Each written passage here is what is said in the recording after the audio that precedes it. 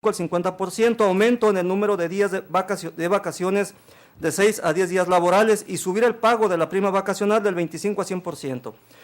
En voz de su coordinador parlamentario, Silvano Aureoles, la propuesta perredista coincide con la enviada por el Ejecutivo como preferente en el tema de transparencia sindical, el registro público de sindicatos y de contratos colectivos, el voto directo y secreto para la elección de dirigentes y rendición de cuentas, pero respetando la autonomía de los sindicatos. Aquí también lo que me llama la atención, esta es la propuesta del PRD, que es algo contrario a lo que tiene el PRI y el PAN y la que presentó Calderón. Ok. En una rueda de prensa en Notimex, el presidente de la Canaco Servitur, Jorge de Ávila Flores, pidió que por fin se apruebe en este periodo de sesiones en el Congreso una reforma laboral y llamó a los actores políticos a tratar de convencer y no vencer y se olviden del todo o nada. Ojo con lo que está diciendo, ¿eh? Seguiremos insistiendo para tratar de lograr esta reforma, aseguró el líder empresarial en conferencia de prensa. Sobre la necesidad de una reforma fiscal, indicó que con ella se podría minimizar también en una reforma sustancial el desmedido crecimiento de la economía informal del país a pesar de las acciones que se han llevado a cabo para combatirla.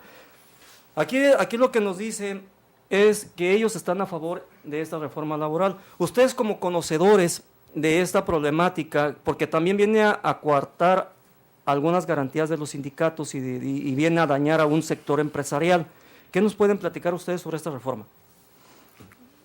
Pues, empezamos, hay que enmarcar primero el contexto en el que se da esta reforma laboral. Desde hace, ahora sí que es una deuda pendiente de hace mucho tiempo.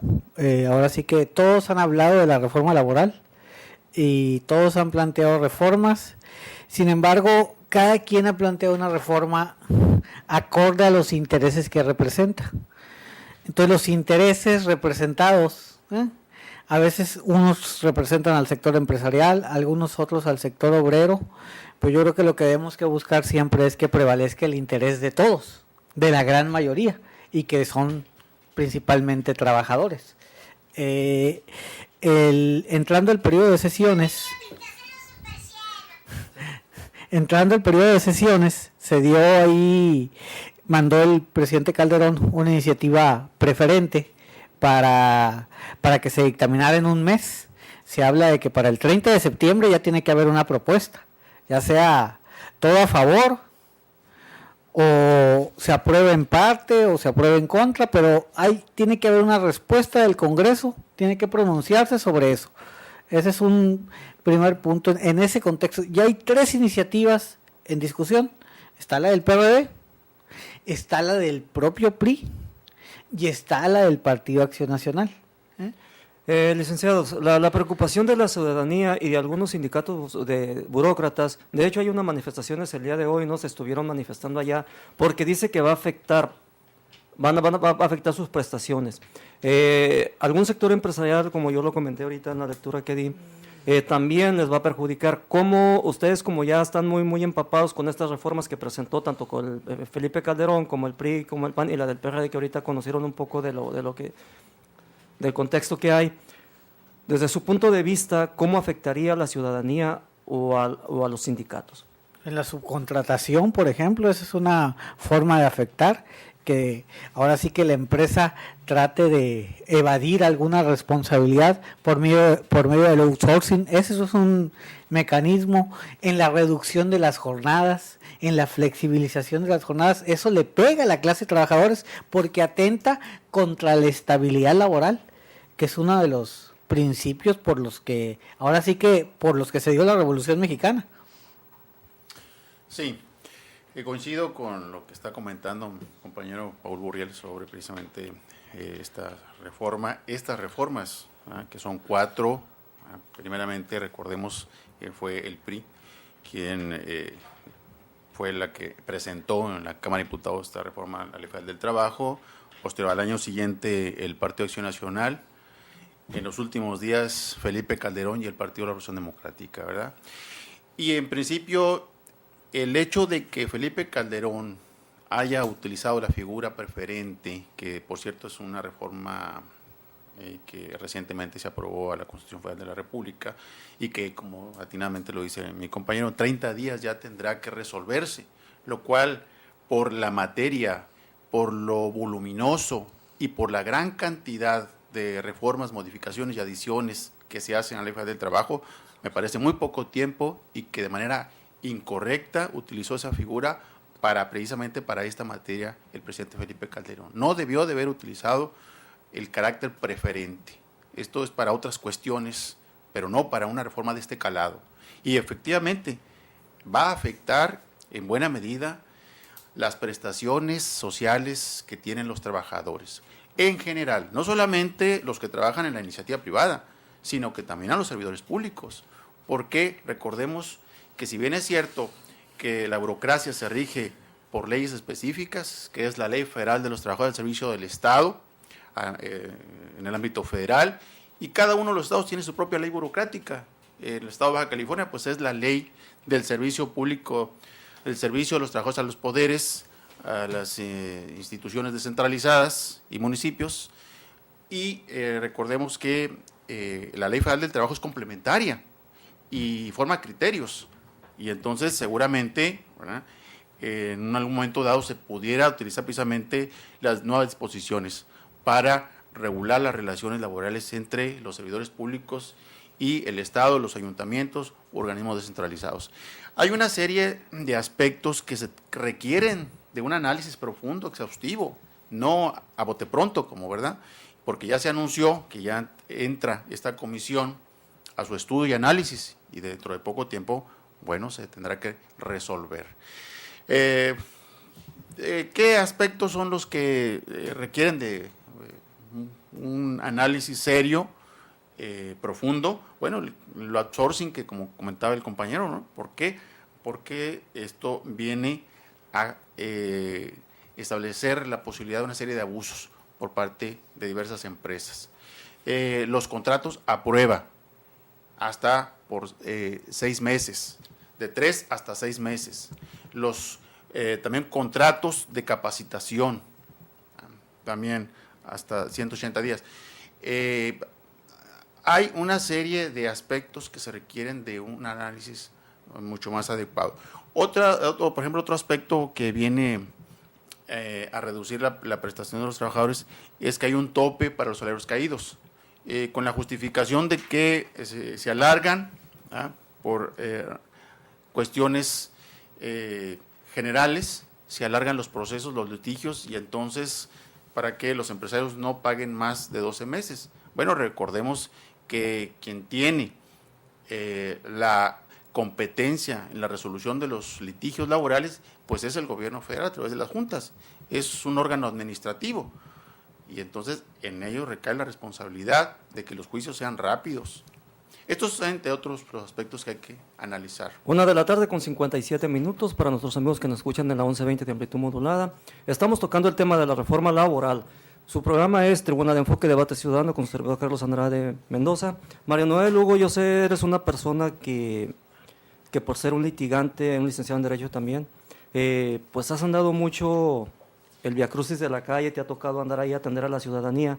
Desde tu punto de vista, estas 3 o 4 reformas laborales que están en proceso ya por aprobarse, lo poco que leí de ella, en una de ellas está afectando tanto a la burocracia, va a afectar a un sector empresarial, va a afectar que no se van a poder emplazar huelgas, es uno de los escritos que trae. ¿Tu perspectiva ante esta situación te preocupa? Mira, a mí me preocupan muchas cosas. Me preocupa la forma en cómo se imparte la justicia laboral en Baja California, que es pues una junta donde yo acudo cotidianamente. Me preocupa que un artículo 123 constitucional, que en su origen fue tutelador, reivindicatorio y proteccionista de la clase trabajadora, pues ahora se trate de menoscabar todo ese esfuerzo que hubo en su origen para consumar este tipo de derechos y garantías que fueron plasmadas en ese artículo 123, entre ellas pues un salario digno, un salario decoroso, una jornada de 8 horas de trabajo, indemnización en el caso del despido injustificado, los 3 meses, Y muchos derechos, garantías que van a ser trastocados con este tipo de reformas, que yo, mira, por ejemplo, aquí en Baja California, simplemente aquí el abogado estaba mencionando lo de los salarios caídos, que ahora lo limitan a 1 año. Bueno, aquí no es problema del trabajador, aquí es problema de una justicia laboral que no cumple con el requisito establecido en el artículo 17 constitucional, que establece claramente que la administración de justicia debe ser pronta, debida y eficiente y dentro de los plazos establecidos en la ley. Y si un juicio laboral se prolonga hasta 5 años, no es causa imputable al trabajador, es causa imputable siempre al patrón.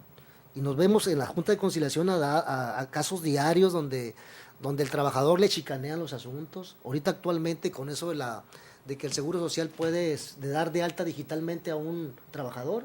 Fíjate bien cómo están siendo utilizados en contra del trabajador la alta tecnología a través de la computadora, el internet.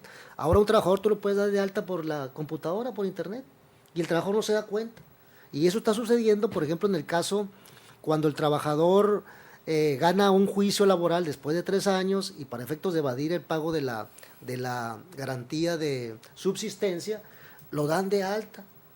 El trabajador no se da cuenta y acreditan con una hoja de internet que está dado de alta en tal empresa, cuando el trabajador dice, pues yo no sabía que tenía ese trabajo, pero trae como consecuencia que el trabajador no puede, el patrón se desliga de la obligación de dar una garantía de 6 meses para la subsistencia del trabajador, que se supone es el término que dura un juicio de amparo, fíjate. Bueno, con ese procedimiento engañoso, con esa engañifa, el trabajador queda indefenso en materia laboral. ¿Algo que quiera comentar, licenciado? Sí, cómo no. Hay un aspecto aquí muy importante que tiene que quedarle claro a la ciudadanía, a los mexicanos y al país, lo de las reformas estructurales. Se habla mucho de estas reformas estructurales, que hay que avanzar en ellas, y las reformas estructurales se vienen aplicando en nuestro país a partir del 82, de 1982 con Miguel de la Madrid. ¿Qué significa privatizar? Significa abrir las puertas de par en par a la inversión extranjera, desregulaciones fiscales, laborales, y esta es precisamente parte de esas reformas estructurales. Estamos hablando también de los monopolios, ¿no? Sí, entonces hace falta profundizar en el aspecto de las relaciones laborales y por esto la reforma, las iniciativas de reforma de la Ley Federal del Trabajo. Aquí el aspecto fundamental es de que al trabajador no le va a beneficiar. Leyendo la exposición de motivos de cada una de estas iniciativas, aquí podemos encontrar una serie de términos y conceptos que suenan muy convincentes, pero ya cuando entramos al cuerpo de las leyes vemos que hay un divorcio, vemos que por un lado va la exposición de motivos y por otro va ya las disposiciones concretas, sobre todo las que le debe de interesar a los trabajadores. Se habla, por ejemplo, de que el salario será remunerador y se insiste mucho en este término. Se habla de que gracias a la competitividad y a la productividad se van a repartir los beneficios, pero ya en términos concretos pues no vemos cómo, porque las disposiciones relativas al salario, a lo más que se llega es de que será remunerador, ¿no? Tomando en cuenta, dice, 2 iniciativas que deben de considerar los índices nacionales del consumidor. Precios al consumidor. Los índices de precios ¿Al consumidor? al consumidor. Yo tengo aquí la tabla anualizada de los últimos años y andan en los rangos de 4 y 3.5% anual. Entonces, si se va a considerar por parte de la Comisión Nacional de los Salarios Mínimos este índice